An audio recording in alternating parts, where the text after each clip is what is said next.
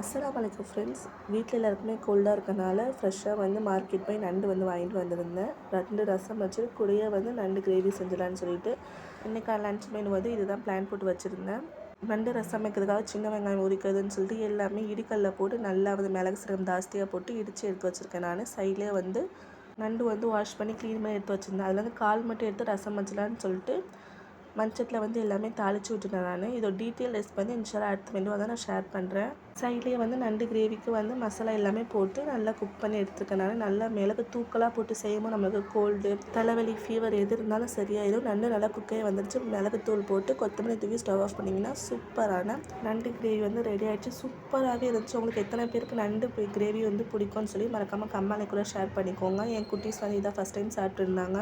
சைட்லேயே வந்து நண்டு ரசமும் வந்து நல்லா வீடே மணக்கிற அளவுக்கு சூப்பராக வந்து ரெடி ஆகிடுச்சு. ஹஸ்பண்ட் வந்து நண்டு சாப்பிட மாட்டாங்க. அவங்களுக்கு ரசம் மட்டும் நீங்கள் வச்சு சாப்பிட்டுட்டு கூடயே வந்து இறா வந்து ஃப்ரை பண்ணி கொடுத்துலான்னு சொல்லிட்டு மசாலா வந்து பரட்டி எடுத்து வச்சுட்டேன். நான் சைடில் சூடான சாப்பாடை நண்டு ரசம் ஊற்றி நண்டு கிரேவி வச்சு சாப்பிட்றதுக்கு சூப்பராகவே இருந்துச்சு. அது இப்படியே அப்படி தான் போச்சு. இந்த வீடியோ பிடிச்ச மாதிரி லைக் அண்ட் சப்ஸ்கிரைப் பண்ணிக்கோங்க. பாய்.